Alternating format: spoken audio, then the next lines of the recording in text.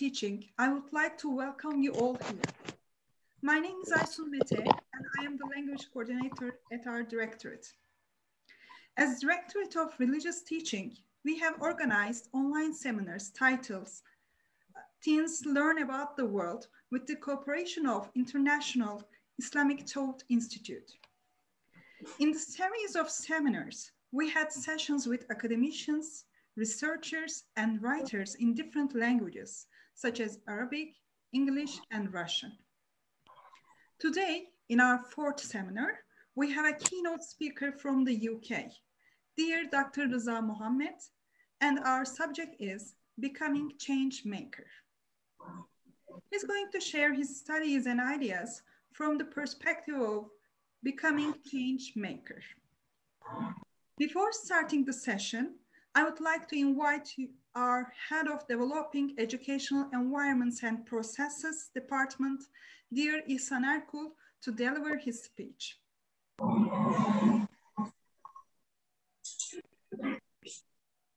Bismillahirrahmanirrahim.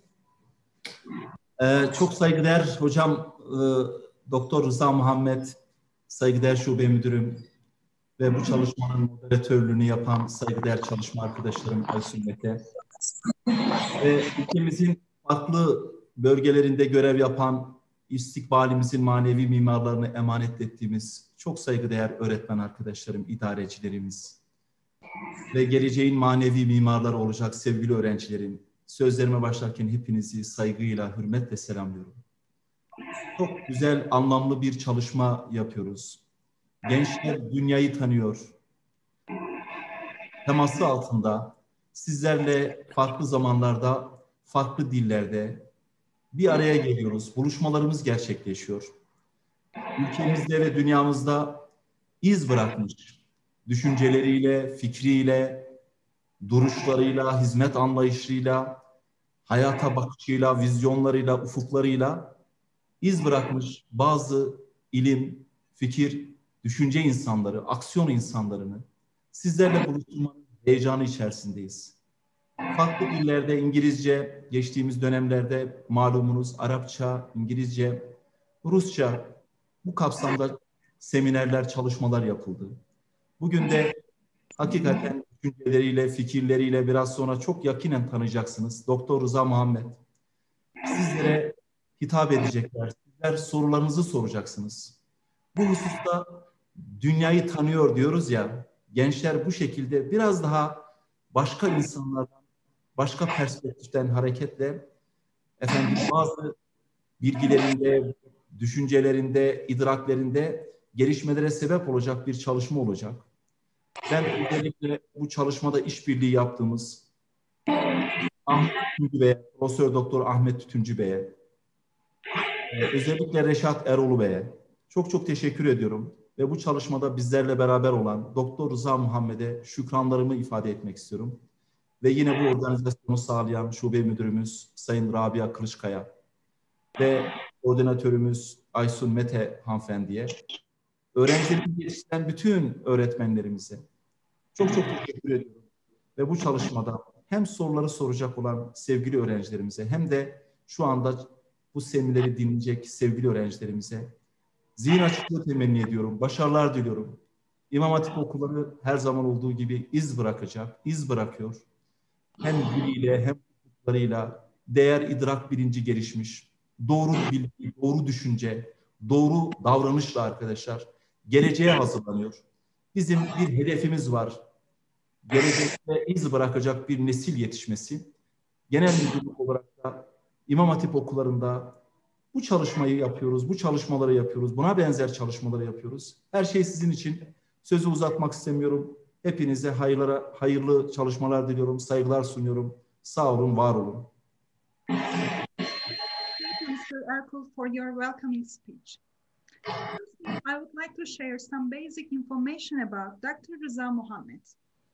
He's a trauma and orthopedic surgeon in Manchester, UK. He is also a tutor, examiner, clinical and educational supervisor. After graduating from West Indies University and Mount Hope Medical Sciences Complex in Trinidad, he went on his postgraduate studies in the UK. He graduated from Royal College as a surgeon. Since his undergraduate studies, he has taken in part many Islamic organizations actively. Some of his memberships and organizations: President of West Indies University Islamic Society, founder and president of Mount Hope Medical Sciences Complex Islamic Society, head of Education and Training Islamic Society in Britain, trustee of Islamic Foundation in the UK, executive member of European Academy of Quranic Studies, chairman of the Caribbean Muslim Network, and CEO of Transform Your Life program. During his Islamic studies and organizations, he has written and edited some books. These are Journey Through Islam, Lots to Do, an activity book for Muslim children, Islamic Workers Training Manual, In the Early Hours, a guide for self and spiritual development, Islam, the Way of Revival, and ISB Terbiya Manual. And now, I would like to introduce our moderators. Rabia Merve Kartal from Güngören ITO Anatolian İmam Hatip High School for Girls, and Yusuf Şamil Görmüş from Samsun Atakum Anatolian İmam Hatip High School. I would like to leave the floor to our keynote speaker, Dr. Rıza Muhammed, to deliver his speech. Yes, Mr. Muhammed, we are listening to you.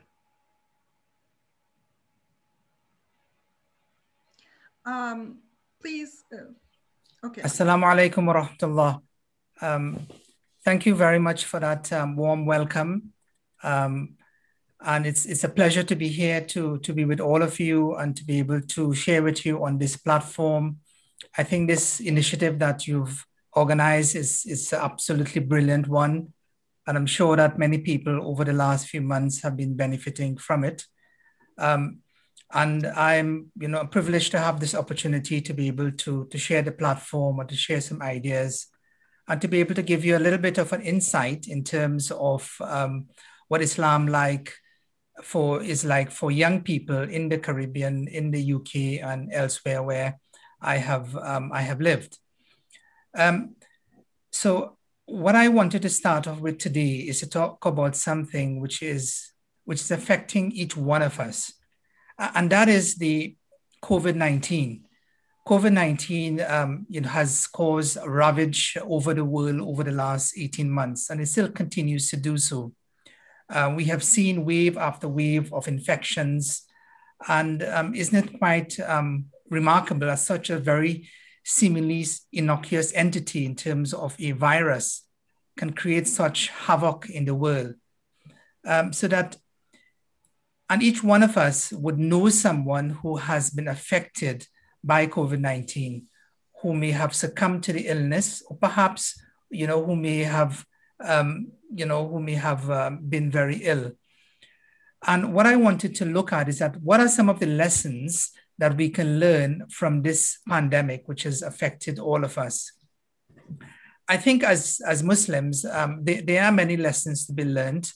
One of the things that I reflected on when the pandemic started was a verse from the Quran where Allah talks about, and he addresses people, Ya ayyuhan nas, and he says that we have created you from a male and female, from a single male and female, and we have made you into nations and tribes so that you may know one another. And the best amongst you is the one who is most God conscious. And in a sense, if you think about the pandemic, it's a virus, it's a disease which has affected people, and it doesn't distinguish between people who are perhaps Muslims, people who are not, people who may have one ethnicity versus another, people whose skin tone might be different. Everyone is affected in some way, in some form equally. And therefore, what we've seen is that there has been a coming together of humanity. We have seen when you enter into the hospital, the first question you ask is not, what is the persuasion of a particular person, but you respect them for who they are. If they are medical professionals, you respect them for who they are and the skills that they have. And what it has shown is that it has allowed us to be able to treat each person with dignity and respect. And this is something which has sort of, brought people together. The next thing is that because COVID-19 has been something which has been there on a global scale, it meant that, it meant that it affects everybody equally, and people from all different parts of the world not only have been affected, but can come closer to each other. And we have seen coming together of people, technologies have been able to bring people closer together, because in a sense, even though we might have well over 7 billion people living in the world today, but really we live almost in a small global village together as one people. And therefore we need to think about ourselves like that. The next thing is that not only COVID-19 has given us many challenges. And what we've seen with COVID-19 is that many of the challenges and problems that society faced before the onset of the virus has been magnified with the virus. So for instance, those who are poor, they have become poorer. Those who are rich have become richer. So it has sort of made far more clear the distinction between those people who have and those people who don't have. And it has caused, and we have seen this in the world, so that the gap between the rich and the poor has now been increased more than ever. But one of the things that COVID-19 has taught us is that death and illness respects equal opportunity. It doesn't matter if it is that you're rich, or if it is that you're poor, if it is that you belong to one nationality versus another. It doesn't matter. If it's a time for you to return to God, then you will return to him. And this is what we've seen with the disease. And this has allowed people to, and we have seen from this that some people have grown, some people have become better, and other people have become very selfish and self-centered. So we've seen the best of humanity in people reaching out to others, trying to care for others. But we've also seen examples of people who have become the worst of human beings by becoming people who are very self-centered, thinking only about themselves. And this is something for us to bear in mind. And if we think about it, what it is that we need more than anything else in this situation, the lesson that we can learn is that we all as human beings need to care for each other. We need to respect each other. And the ayah of the Quran, the verse of the Quran, which I started off with, reminds us about that, the need for us to respect each other despite the differences that we have. And differences between people should be a way of bringing them closer to each other so that they can understand their differences rather than keeping them apart. But in the midst of all of this, many people have struggled. And what I wanted to look at is that I wanted to look at some of the lessons that we've taught in the Quran, which can help us to be able to deal with the challenges that we are facing in life today, especially as young people. We need to understand that when it comes to disease and illness, that these difficulties and these challenges is something which all people will face. It is part of life. And these tests are tests which God Almighty has placed there for each one of us. Each one of us have been given these tests. And we've been given it to see how it is that we respond. What type of response shall we provide? Will we fail the test or will we overcome the test? Will we look at it as a challenge? Or if it is that, will we be able to work with others to be able to overcome our challenges, or will we become self-centered in our lives? The next thing that the Quran reminds us is that the Quran reminds us that despite all the difficulty that each one of us might face in life, that God only gives us as much difficulty as we can bear, as we can take. That every one of us has within us the means, and we have within us what it takes to be able to overcome difficulties. Because the Quran tells us also that with every hardship comes ease. Inna ma'al usra yusra. With every hardship becomes ease. And this is something for us to recognize. The next thing is that each one of us has been created with a unique identity.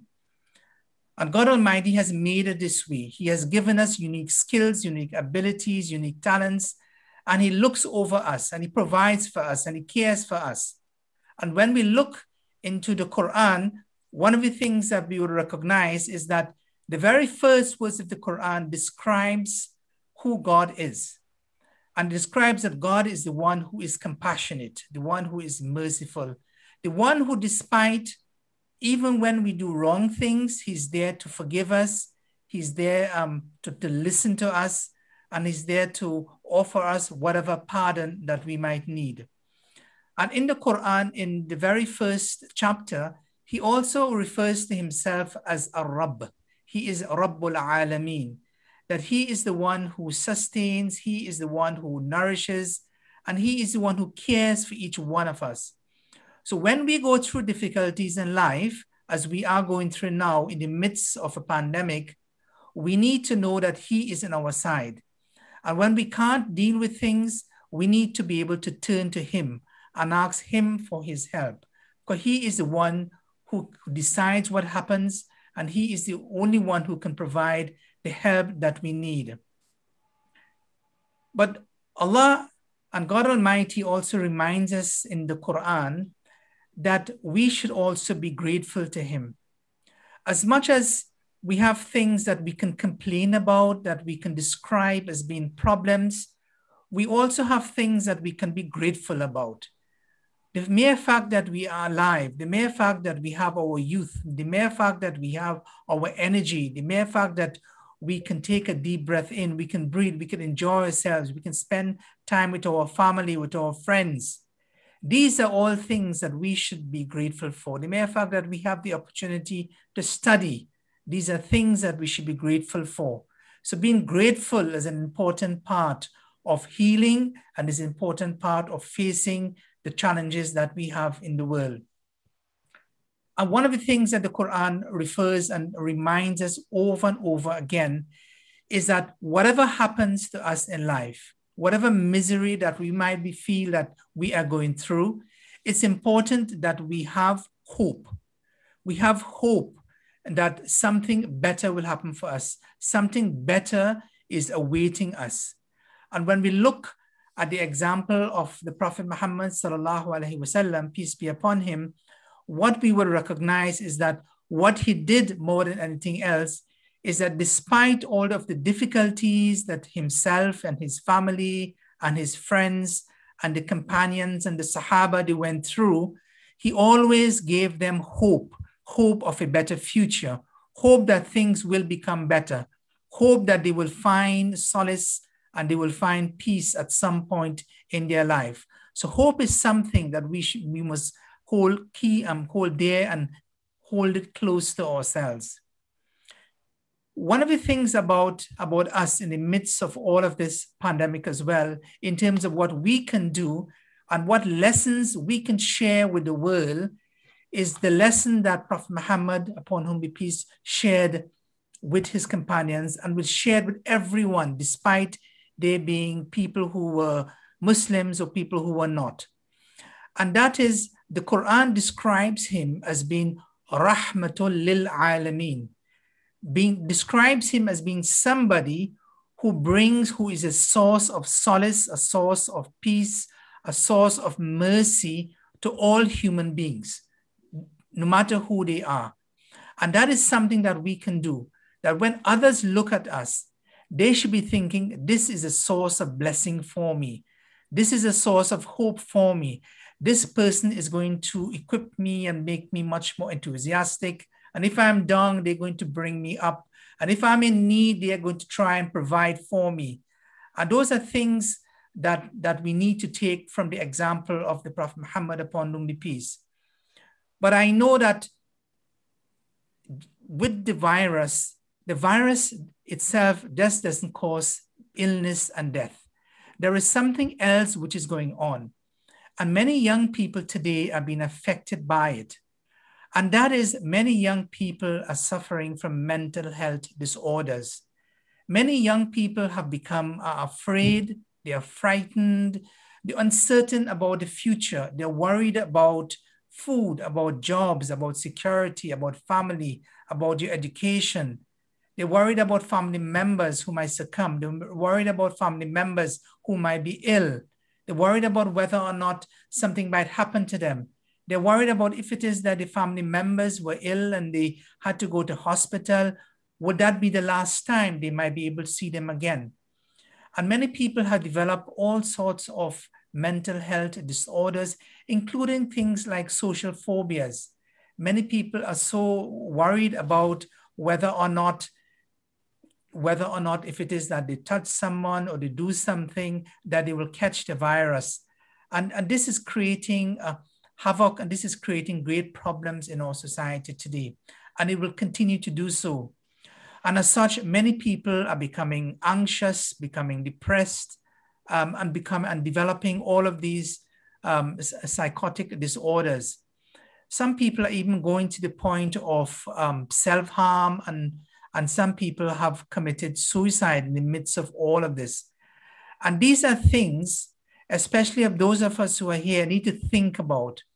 If it is that we have some of these symptoms, then we need to seek help.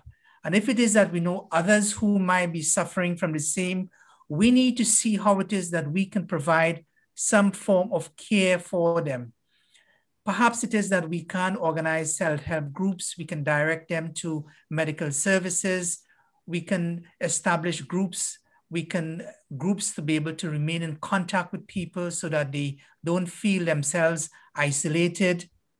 And in the midst of all of that, what we see in the presence of the virus, we see a very rampant and active social media. And many a time we see on social media that false information is being spread. And this false information is not doing us any good in terms of us as people combating this disease. So it's important for us to be able to reach out, to be able to help others, and to be able to see if it is that we do have symptoms ourselves, that we too seek help and gain some assistance. So with these few words, I want to end here and go back to our host, inshallah. Assalamu alaikum wa rahmatullah. Alaikum salam wa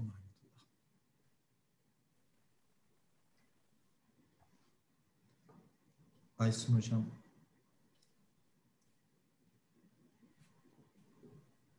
Oh, sorry for that. Thank you, dear Dr. Rıza Muhammed, for your nice presentation. Now, it's time for a question part with our moderators. When they finalize their questions, we can also have some more questions from the online participants. So they can type their questions with their names in the chat box during the question part. Dear moderators, please have the floor. Thank you, dear host. Firstly, I would like to thank Mr. Rıza for his speech, and also I would like to thank him for what he has done as a change maker throughout his life. So now on to my first question. You are the chairman of the Caribbean Muslim Network and an executive member of the European Academy of Quranic Studies, and you have also served as the head of education and training of the Islamic Society of Britain.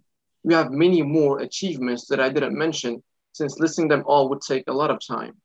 My question is, who inspired you to do all this? Who inspired you to make a change? And who are some of the role models that change makers can look to for inspiration? Thank you. Thank you, Yusuf, for that question. It's an important one, and I'm really inspired by, firstly, let me say that I'm really inspired by yourself and Rabia taking on the role of being moderators for this session. And it's fantastic that you're given the opportunity, and I hope that you're given much more opportunities in the future. In terms of where things started, I would say that for me, I've grown up in a traditional community back in the Caribbean, but I think in many respects, one of the events which took place in my life at a very early age was when I was about 12 or 13 years of age, and at that time, I was very close to my grandfather, who was still alive, but then he suddenly died. And I remember having to be part of his burial, taking him to the grave. And at that point and in time, when I was walking back and getting back home, it suddenly dawned upon me that I became a little bit frightened about what can happen to me. And then at that point, I felt that the need that I needed to turn to God. I needed to find some form of solace, and I needed to reconnect. Even though that I was a Muslim, and I was praying, and I was, but at that point, I was not very actively involved in youth activities or involved in community work. But then with that moment, I decided that I needed to make a change. And as much as I was studying and I was doing so many other things in my life, even at that early age, I needed to do something more, and I needed to try and more so help myself and reach out and do as much as I can to be able to help others. And so and that's where things started for me in terms of visiting the local mosque, getting involved in youth activities, and gradually, and there was not much youth activities taking place at the time.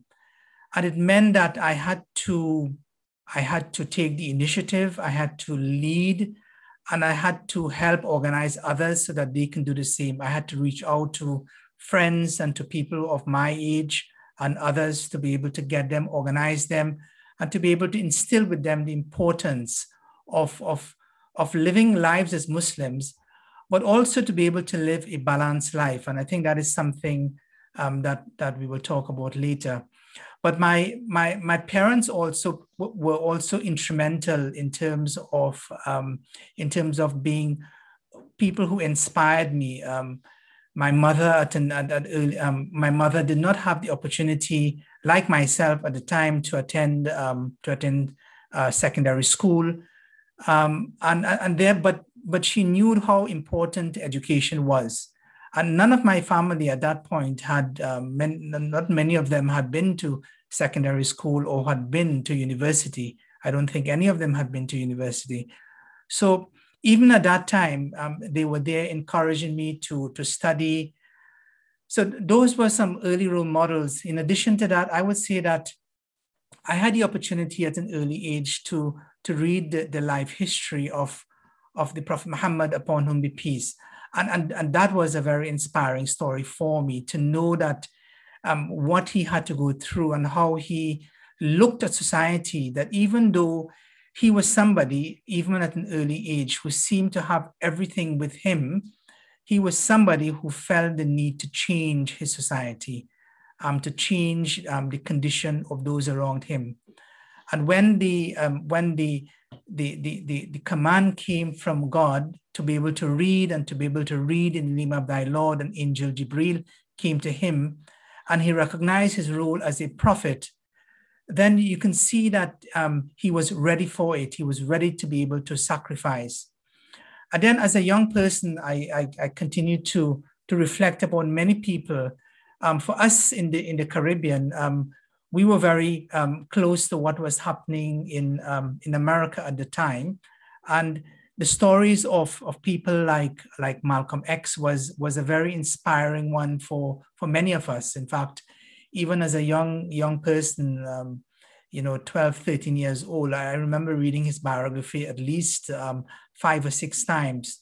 Very inspired and very motivated by the need for him to change, and how he was able to change, and how he was able to change his ideas from what he felt was right to other things when he felt that realized that perhaps he might have been wrong. At that time, you know, I was keen in sports, and everybody loved boxing, and Muhammad Ali was around, and he also was another instrumental role model for many of us in terms of being able to inspire us to be able to change. And we see people like these who were not just you know, skilled in their professions and in what they were doing, but they were also people who were good practicing Muslims. And I remember there was one person in the UK at the time, Cat Stevens, who later changed his name to Yusuf Islam. He was also somebody who was quite instrumental in terms of being able to think, but this is somebody who did not have Islam, but who came, and look how much he was doing for Muslims and how he was practicing his faith.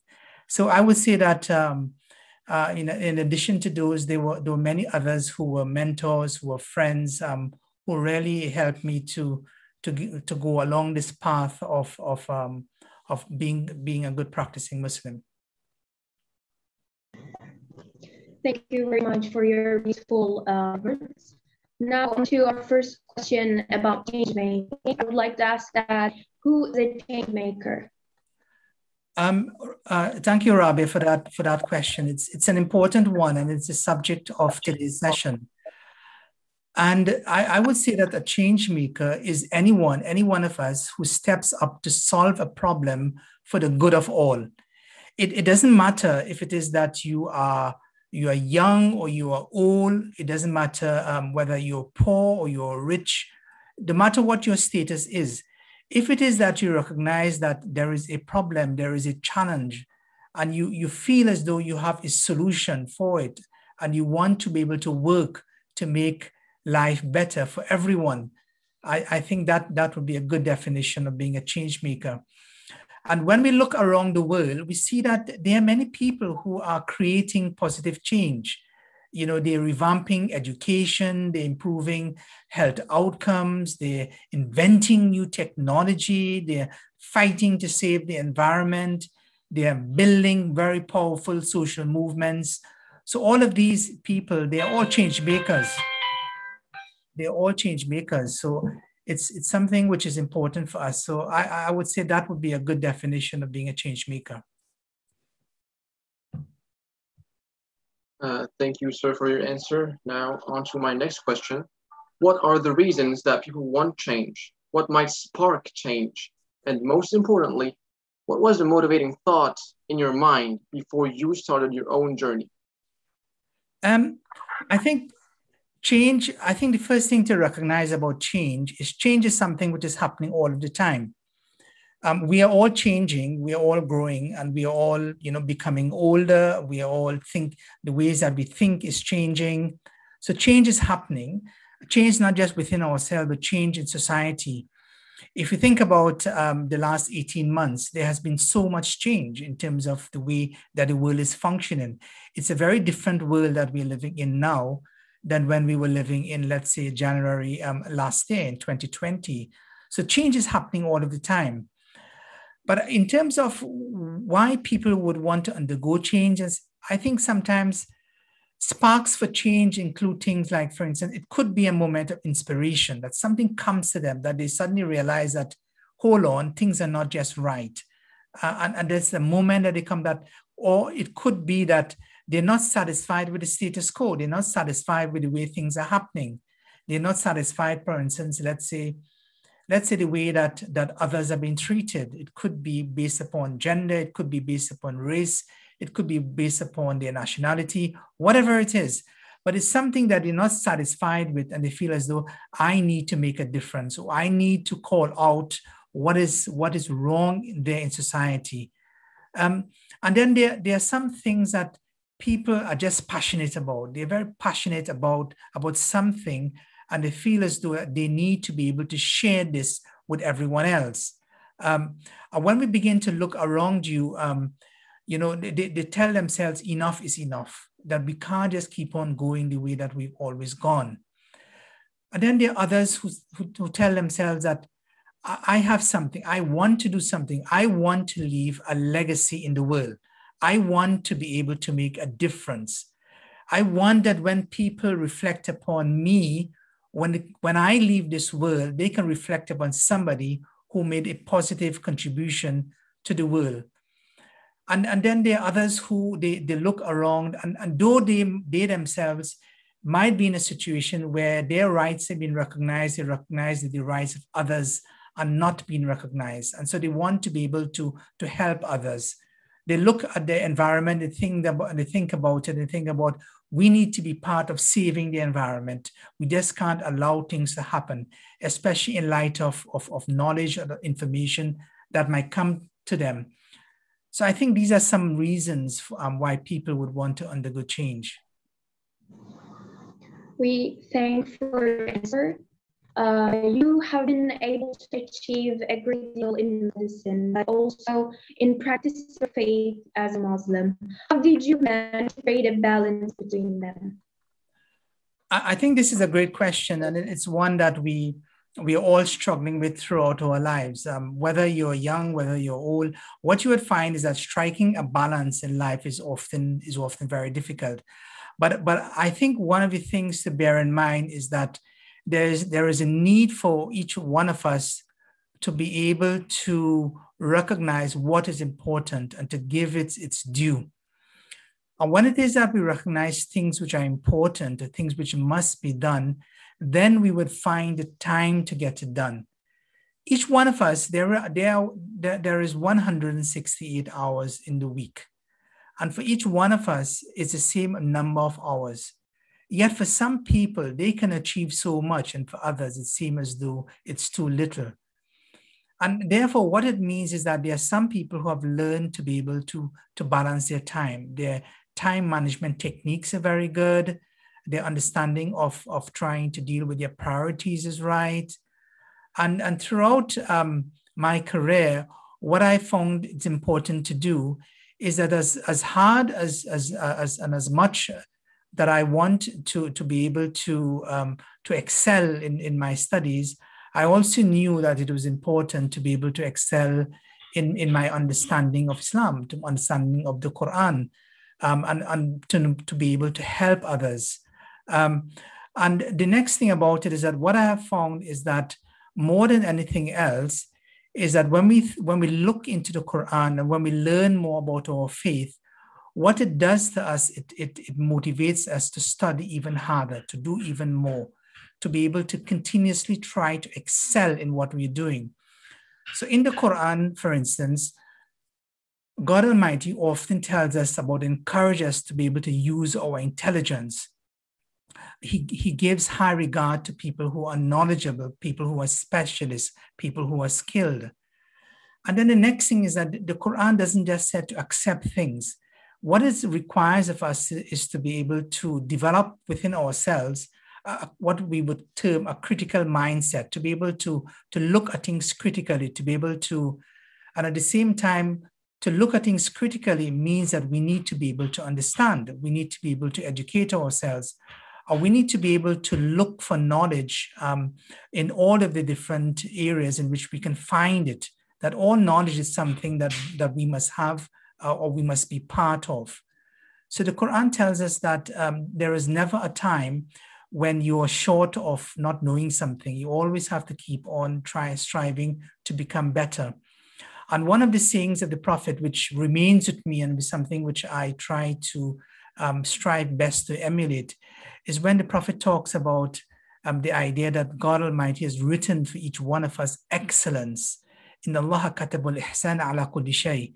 He has written for us excellence in every single thing that we do, so that we're never satisfied with just passing something.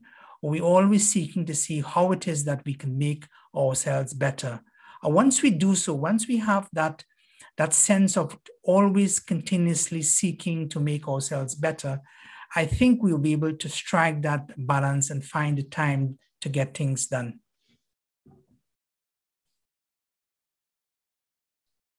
Thank you, sir, for your answer. So studying and learning about religion is a privilege, and it's also a great attribution for a person. Did you find studying and learning about religion difficult? The Yusuf, I would say no, I didn't find it difficult. In fact, I found studying about Islam as something which opened up doors for me. It opened up avenues whereby I can learn even more. And one of the things about being a Muslim is that it creates within you discipline. If you think about the things that are required of us, even on a daily basis, like prayer, what prayer does is that it connects us with God, because prayer is a means of communicating with God. But what prayer does also is that prayer teaches us how to be punctual, how to be attentive, how to be disciplined, how to be able to work with each other, how to be able to live with each other. All of these things are things which we learn from our prayer. And these are the things that we need. And prayer affords us an opportunity to also reflect, even during the course of any particular day, what we've done from one prayer to the next.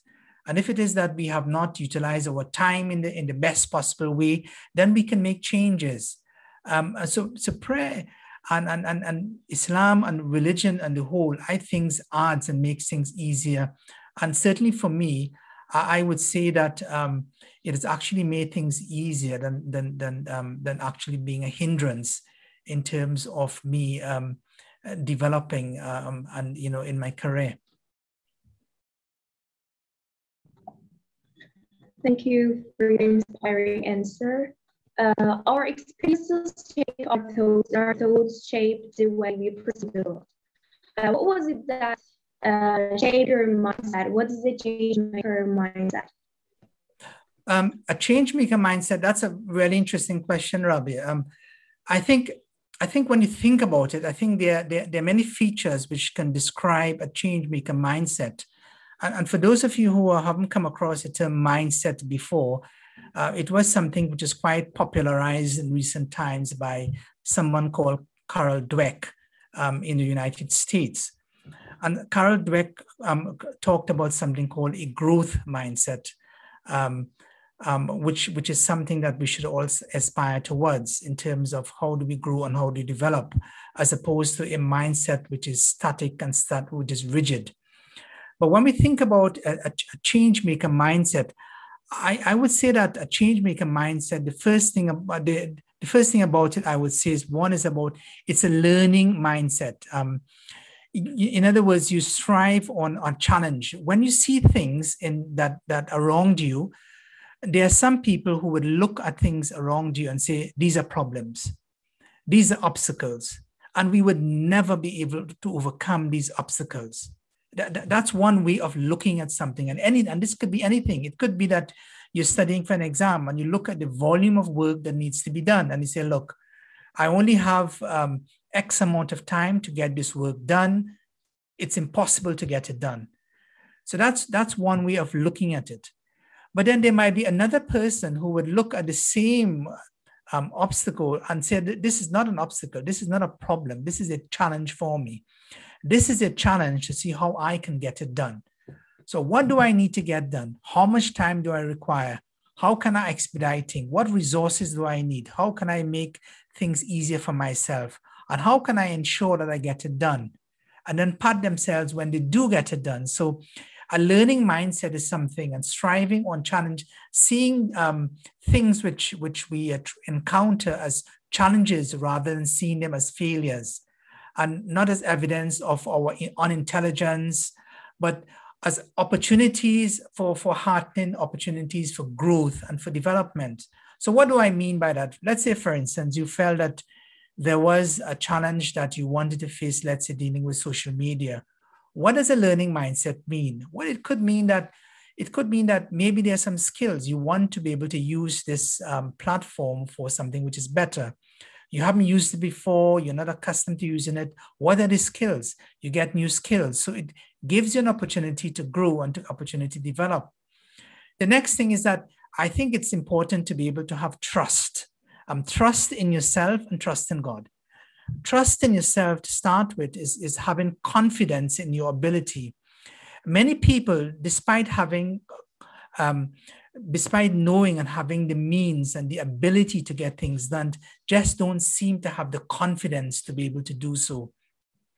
And eventually what tends to happen is that that insecurity about them overcomes them, and they're not able to achieve what they want to achieve.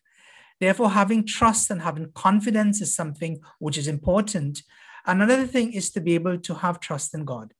As much as our role in life is to be able to do as much and to strive to the best of our ability. And beyond that, we have to leave things in the hands of God. And with his help, we will be able to overcome and to meet our challenges. And the last thing I would say, it's really important for us to be humble in whatever it is that we do. You know, we should learn to respect the opinions of others. We should learn to admit our mistakes. We should learn to become self-reflective. We should learn to recognize that we can't do everything ourselves, but we need others. And becoming a change maker is not acting independently. It's about you. It's about you trying to. It's about you trying to work hand in hand with others.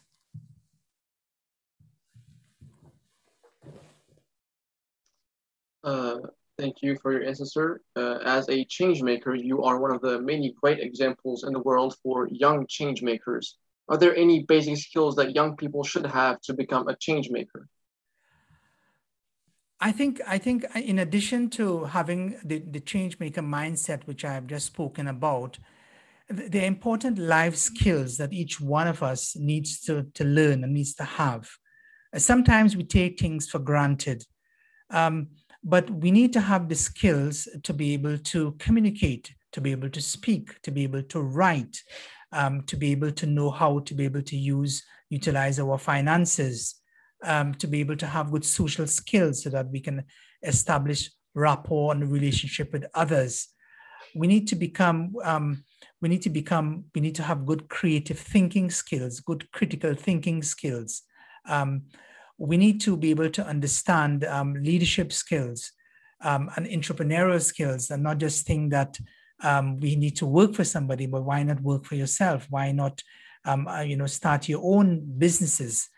So these are some key skills I think that we all need as change makers. Thank you for your answer, sir. Let's imagine that a young person has an idea and wants to make a change. Where should that person start? And that's an important question, Rabia, because I think it's one where there are so many people who want to make a difference in the world, but they just don't know where to start. And very often they become so confused that nothing gets done. And, it sort of just remains with them. I think the first thing to think about is that if it is that you have an idea and you want to make a difference, you need to be able to spot what is the real problem, what is the real issue. And very often that can be something which is clouded in terms of so many other things which are happening, and you may not fully appreciate what is the real problem. So sometimes you might be looking at what as doctors we would call symptoms, rather than looking what is the underlying problem.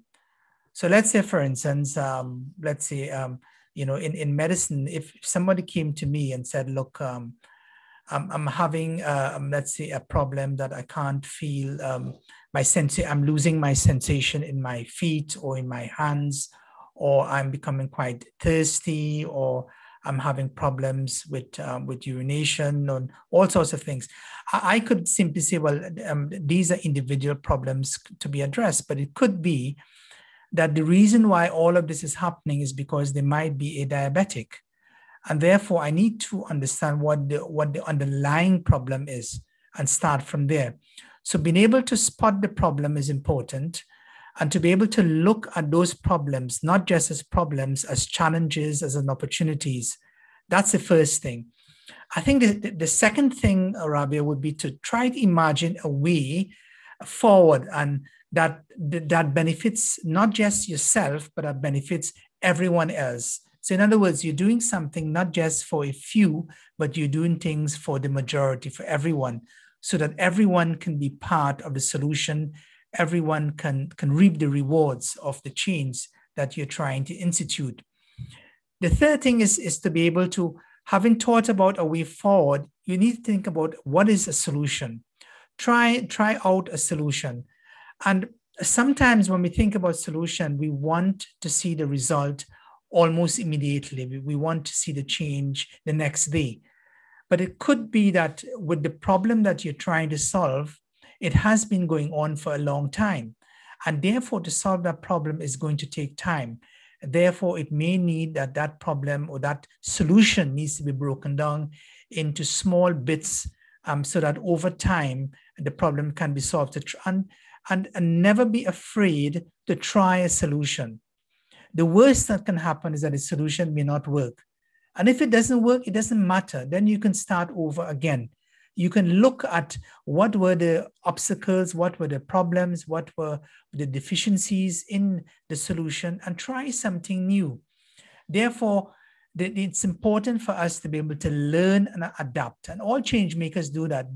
They're continuously learning, they're continuously adapting, but they're always keeping focused in terms of what they're trying to do. At the same time, they realize that it's not just about themselves, and they have to be able to inspire others to own the solution as well.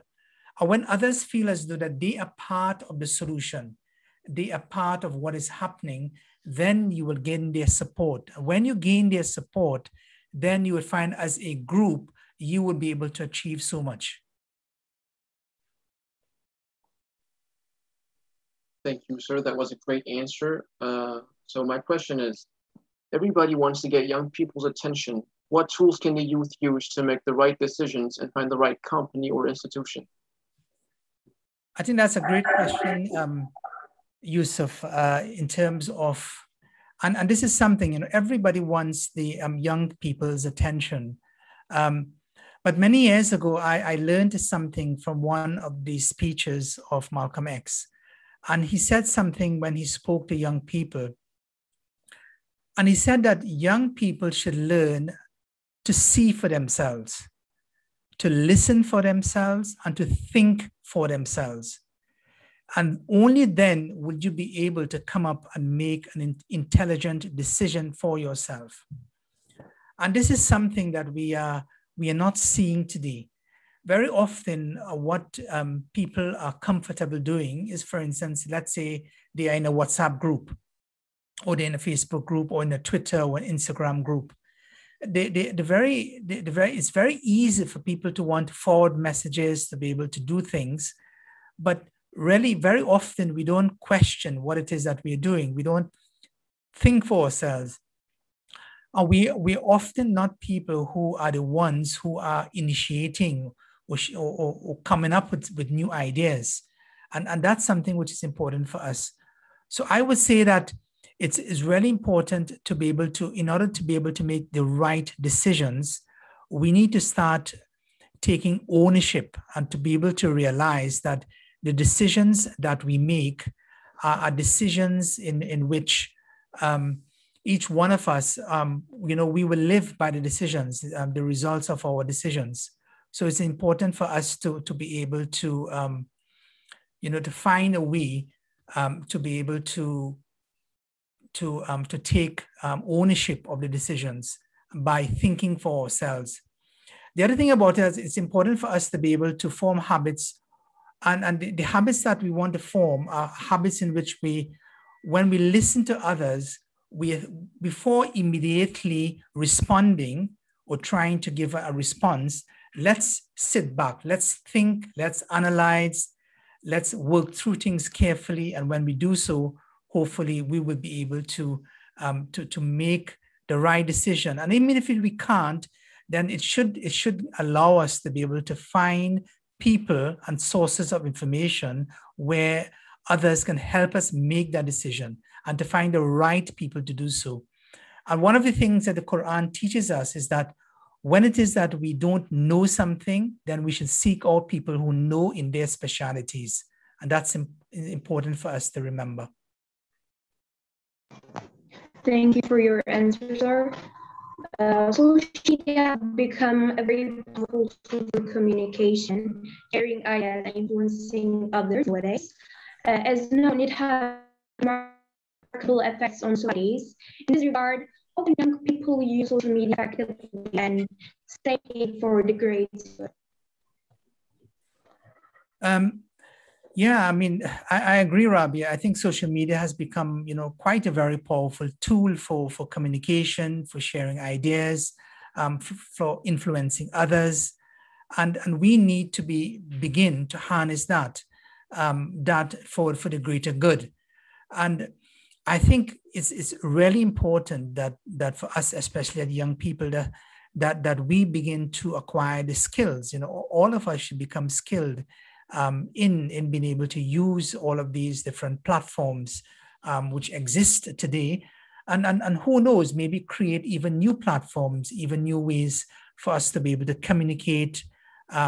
So levels of proficiency is important. Then the next thing about social media, as much as it is a very powerful tool, a tool is only as powerful when you're able to control it, when you're able to use it in the best possible way. And it's unfortunate, but social media, even as a tool, is something that most people have become overwhelmed by. Social media sometimes control the lives of people rather than they controlling social media. So there are many people who have gained, for instance, they become addicted to social media. There's some people who can't stay away from opening up their phones to check their messages. So these are things that we need to learn how to be able to control. And people now are talking about things like quiet time. Quiet time meaning a time when you are free from all technology. Can you, for instance, turn your phone off when you want to turn it off? Can you find the time to be able to do other things rather than just simply being online? Can you find the time to exercise? Can you find the time to not just talk to people over the messaging system, but to talk to them in person? So learning how to control technology is something which is important.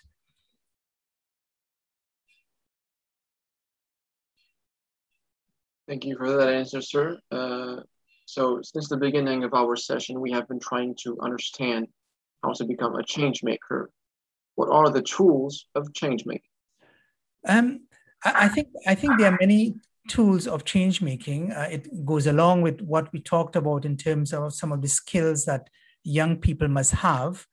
But I would say that what each one of us should be seeking to become is that all of us should be looking to become people whose lives are based on values.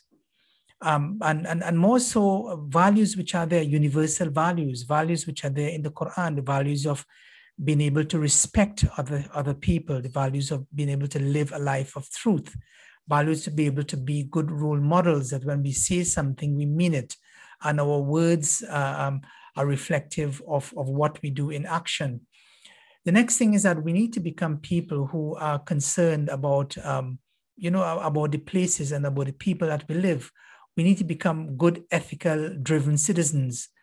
And being Muslims, it's important for us to develop a very well-grounded, balanced understanding of our faith.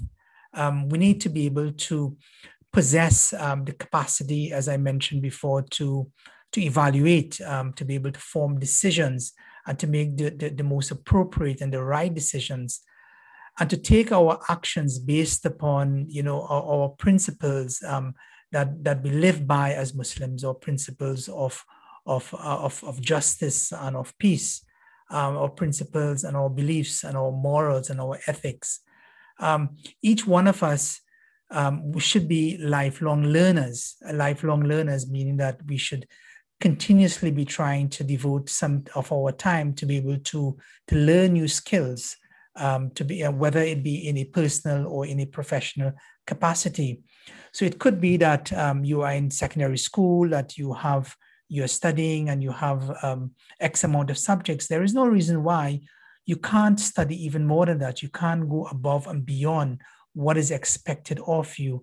And that's something is important. You know, one of the role models I look at and which has really inspired me, especially as a doctor, is when I look back in terms of our history as Muslims, and I look back at the many Muslim physicians and surgeons and scientists who not only had a good grasp of their subject areas in terms of science and technology, but who also had a very good understanding of the Quran, who wrote so many good books about the Quran and about so many other subjects about Islam.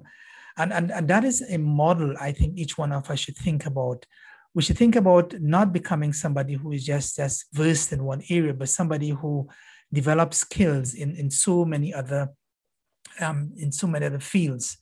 And we should always be continuously trying to, I mean, there's a word that we use in medicine, and for some of you who eventually become doctors would recognize that word. We call them reflective practitioners. In other words, when we do something, we need to be able to reflect on what we've done, and we need to be able to learn the lessons from what we've done, not just from the way that we taught, but also from the way that others may have thought about it. But being able to be, and the last thing I would say is that being able to be good strategic thinkers, you know, to be able to become people who have good creative ideas, people who want to be able to put themselves in positions whereby they can shape, they can influence the future, they can influence the lives of others, they can be a source of strength for others, is something that we should all be seeking and striving for. Thank you, sir.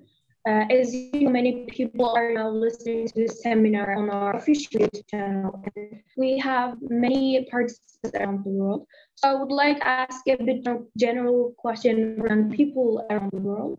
What role can youth play as change? Yeah, I mean, it's absolutely brilliant that we have so many young people from all different parts of not just Turkey, but in Europe and in America and in other places as well. And this is absolutely brilliant. And it shows that the idea of change making is something which is resonating with people all over the world. And I think there are many things in which we can do that.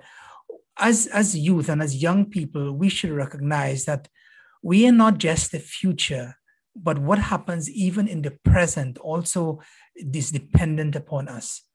Do not just think about yourself as people who will change things in the future. The future starts from now. And the future and the tomorrow is what you make of it today. And therefore, if it is that you have ideas, and what you have is what a lot of other people may not have.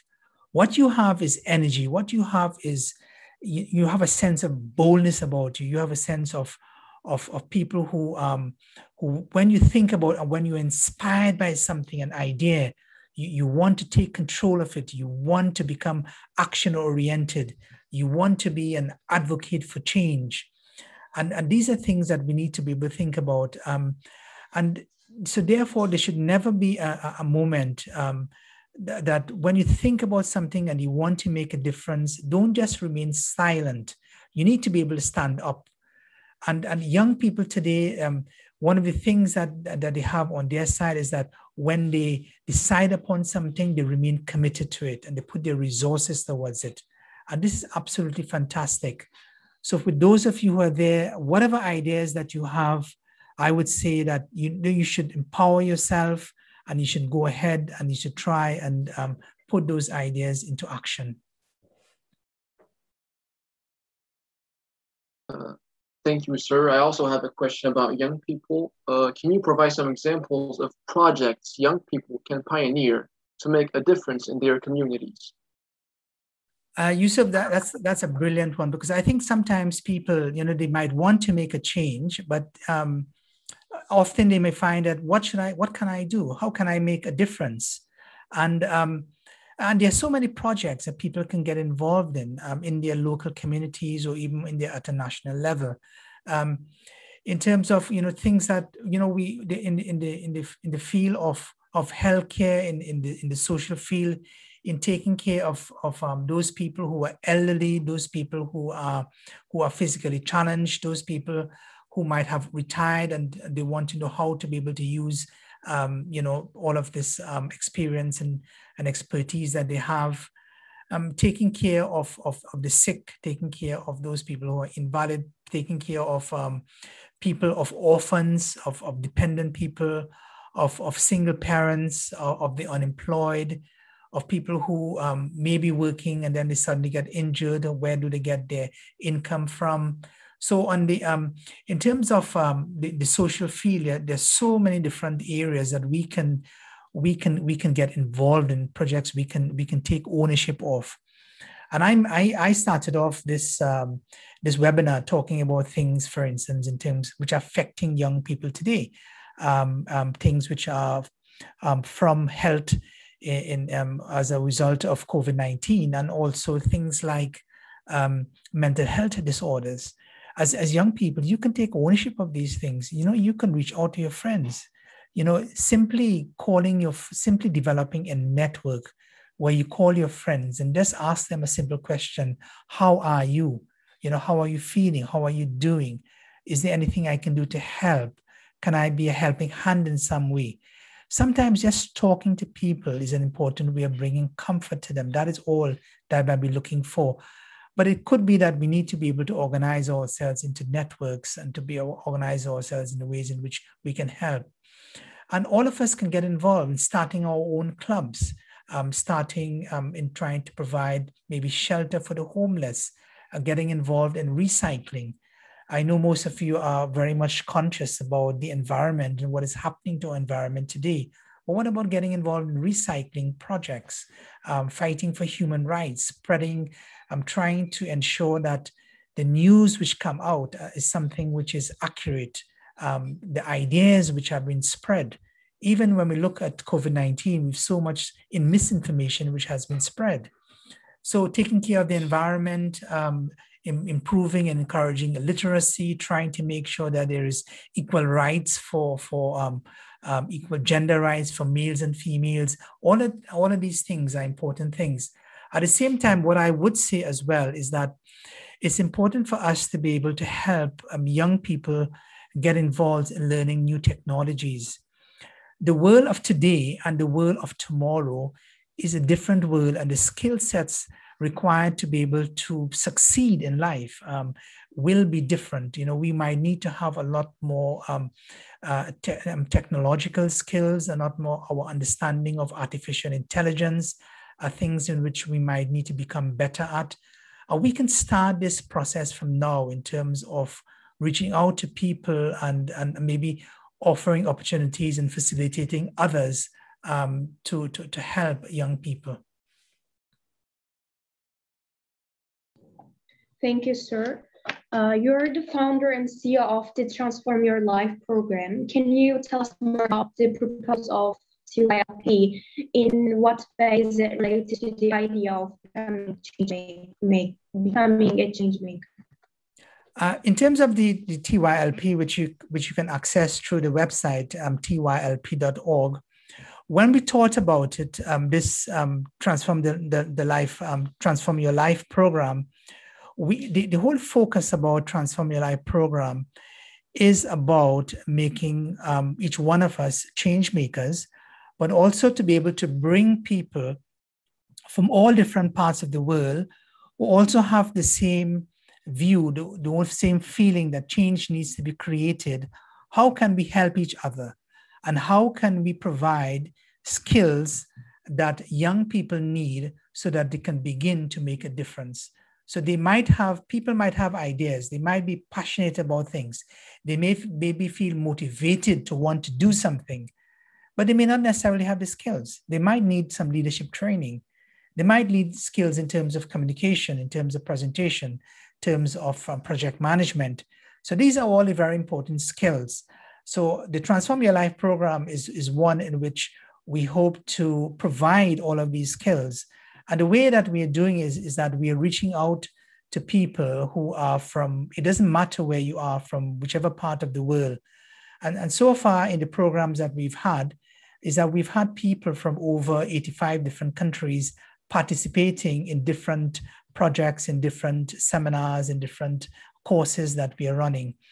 We do understand that what young people need today is that, and what they want is that they want courses which are bite-sized. They want a small amount of information at a time, and they want to be able to use their technology, their modern devices, their iPhones, their smartphones, to be able to learn and to be able to study, and that's the future. And therefore, what we've done is that we've created platforms and we've created interactive medium which will allow that. So that's what the Transform Your Life program is about, and hopefully over time we will share with you more and more of these programs so that you can get yourself involved in. The next thing that we're looking at is that we're also looking to not just, even though we've started a lot of our activities in English, what we do want to do is to be able to have activities in other languages. And this is where we can get some of you involved in maybe creating some of the same content in Turkish language, so that others who may not be very good at English can also benefit.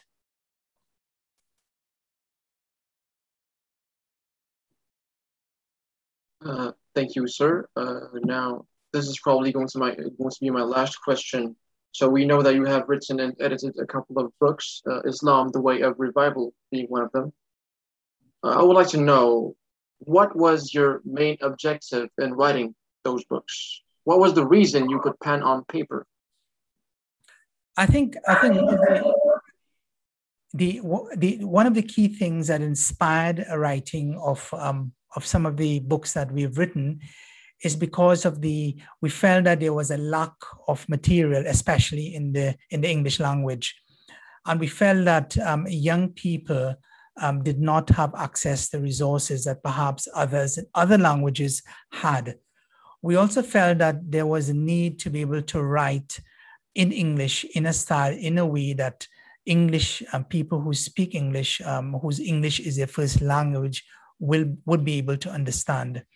Sometimes you can have works which are translated from one language to the next, but it may not be expressed in perhaps the best way. So some of the works that we've done are works which helps us to be able to provide good material, good authentic material, which we think is needed for young people in the English language. The next thing we thought about was that there was a need that we wanted to inspire others to write as well. So it's not just about one book coming out, but maybe when they see one person writing, then other people can start writing also. And so we have a lot more young people who are writing now. But writing is a very important way of communicating your ideas. And therefore, I would encourage all of you to get involved in writing and in sharing your ideas with others. There's one thing I wanted to say about the TYLP program, which is an important component of it.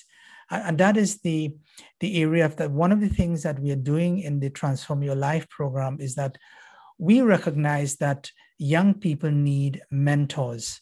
Young people need mentors.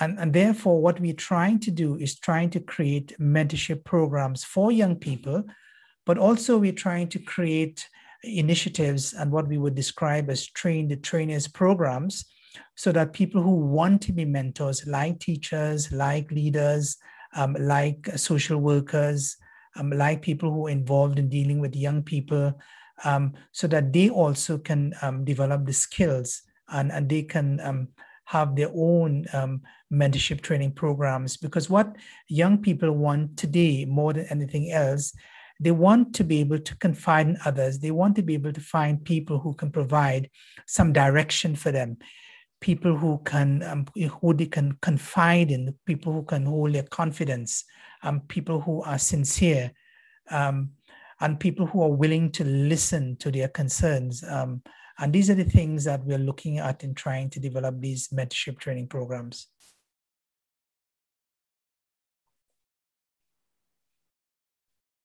Thank you, sir, for that answer. Okay, thank you, Dr. Rıza Muhammed and our moderators for your intellectual questions. And from the online participants, we have many questions, but unfortunately, because of the time limit, I have to choose only one of them. So the first question I'm going to choose from Kayra Tozlu. She wonders what other people think about the religion of Islam. She means that how do they interpret the religion of Islam? But we need very short answer, dear. Yes, I think there are some people, there are many people, you know, who sometimes they may look at Islam in a very negative way. But I must say that a lot of that has to do also the way that sometimes we as Muslims portray ourselves. And therefore, what we need more than anything else is that we need young people like yourselves to become role models. That when people ask the question, who are Muslims and what is Islam, we should say that I'm a Muslim and this is what I stand for. Islam is, and this is what I do. And by showing people by the way that you behave what Islam is, this will change the tide and the way that others perceive Islam. And this will make them understand what Islam really is. Okay, thank you, dear Dr. Rıza Muhammed. That brings us to the end of the seminar. I would like to summarize some important details of this great session. Dr. Rıza Muhammed has mentioned his starting point of his studies and his perspective about becoming changemaker. And he also talked about the importance of change for human in terms of Islamic view. In his presentation, he gave us very good examples from our holy book, the Quran. And with our moderator's questions, he could explain his studies, special program for youth, and their effects on societies. It was a great pleasure for us to have a chance meeting of him on our platform with many participants. We believe that with his sharing, our participants have widened their horizons about becoming change maker. Before ending the seminar, I would like to thank our Director General, dear Dr. Nazif Yilmaz, for his great support. Our Head of Developing Educational Environments and Processes Department, dear İhsan Erkul, for his kind contribution. Our keynote speaker, dear Dr. Rıza Muhammed, for his kindness and great performance.